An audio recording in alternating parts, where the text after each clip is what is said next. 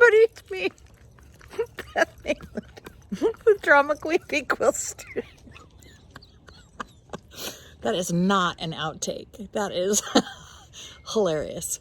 Here we are, out in the yard in the evening as the sun is about to go down. That was Aggie sending her very best regards. This is one of my favorite things about my area and the month of April, which is approaching quickly in like 2 days. Look behind me at that wisteria and this big giant bush full of wisteria, but also full of Cecil Bruner little tiny tea roses. I'm going to insert a photo or two.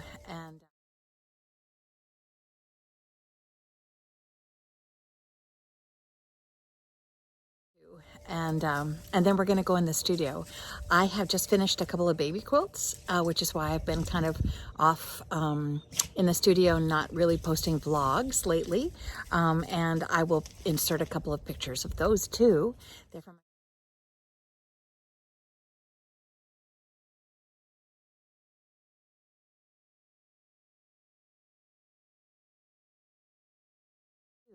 They're from my friend Stacy, and one is just beautiful and yummy and pink, which made me think about coming outside and showing you my pretty wisteria and little Cecil Bruner roses. And anyway, I hope everybody's doing well today, this evening.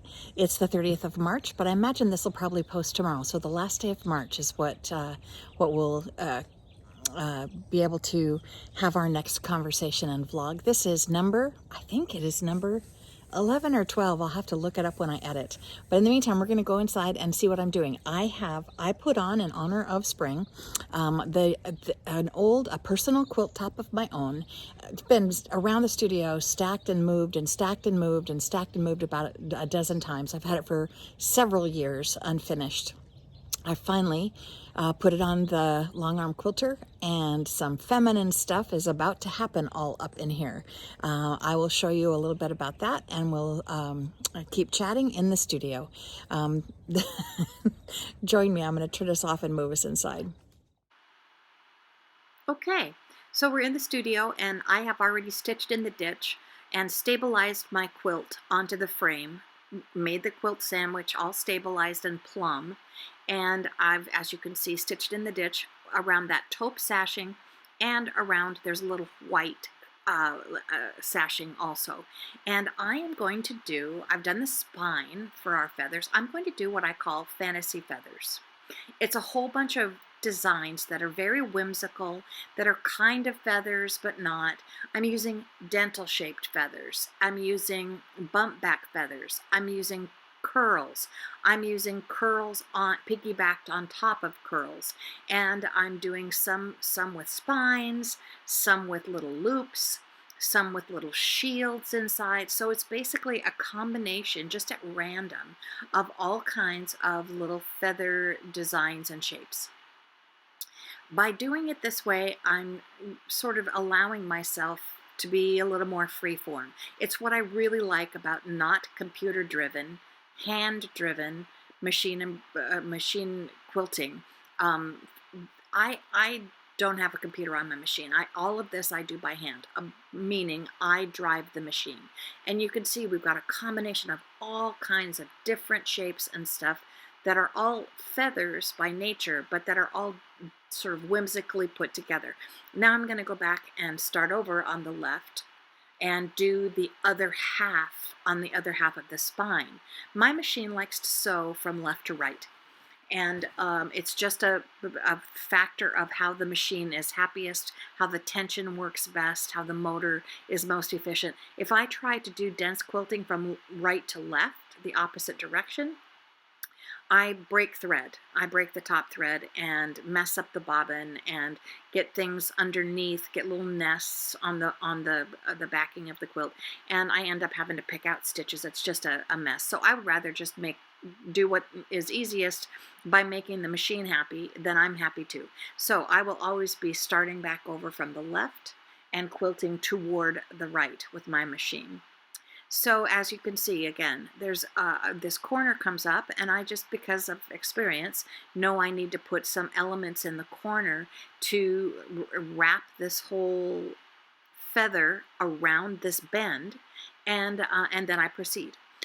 So we had started talking a little bit about what you're seeing on the rack, and this may give you some explanation for why your long arm quilter asks you for a backing that is 4 inches bigger than your quilt top all the way around, and why they ask for batting that is 2 to 4 inches bigger than your quilt top all the way around. It seems like a waste of fabric, but as you can sort of see, I'm going to do a little sidestep and tell you, this little taupe, this is my very favorite quilting design. I'm crazy for wishbones. This pushes down the fabric in such a way to make this look like a picture frame around our designs, and it's going to be this perfect little option for how I frame what happens in the center of the quilt when we get to that point. But back to what the long armor needs from you. The quilt frame by nature needs to have the tension equal around all sides. So I have clamps on the sides that I clamp to the backing fabric to keep it plumb, to keep it from going off to one side or being longer on one side than the other. You want everything to sort of be plumb and square, and so you need that extra fabric to clamp the sides, keep the tension appropriate, and then you need to be able to see the batting, because batting because of how it's woven, it can shift. It can be a little, it can be pulled thinner in places if you have to force it, and that's a problem. So you can see how I have it stabilized. There's extra batting sticking up on the top and the sides. That keeps everything generously proportioned so that nothing gets shorted in building the quilt. So you can see now how that picture frame in the taupe little stripe is just perfect to make the elements of this quilt work. And now in this little white band of sashing, I'm doing elements from my fantasy feathers. It's a curl and a dental feather, and it has one little spine in that feather. Then I do a curl around every corner. I want to place this as I'm, that's how machine driving by hand, I can make some designs a little bit bigger to fit the space, some designs a little bit smaller to fit the space, and so that I'm going to have a curl in every corner of this white sashing. Now, I make a little mistake here in just a minute. I do a curl, and then I do a dental feather, and I forget to do the spine. And now the Victorians used to do that on purpose in their home decorating. They would do all kinds of intricate William Morris wallpapers, and then they would hand paint a border around at the wainscoting level or whatever around the wallpaper, and they would make a mistake on purpose. They would leave out an element, and it was a party game that they would play when they would have company in the parlor to see if the guests could find the mistake. Well, we're not going to do that with my little quilt. I think I'm going to just sort of echo back along the spine, and I think I'm going to fix it. Anyway, as you can see, the planning when you're hand driving the quilting, you can adjust the sizes, you can adjust the shapes, and this is sort of how I'm doing it kind of on the fly. If this were a customer quilt, I would probably sketch all of this out beforehand to make sure all the designs complement each other before I would start quilting. But this is how I plan my little spring quilt, and this is Beth Maitland at the Drama Queen Bee Quilt Studio. Thank you so much for watching my vlog number 11, our spring quilt. All the best!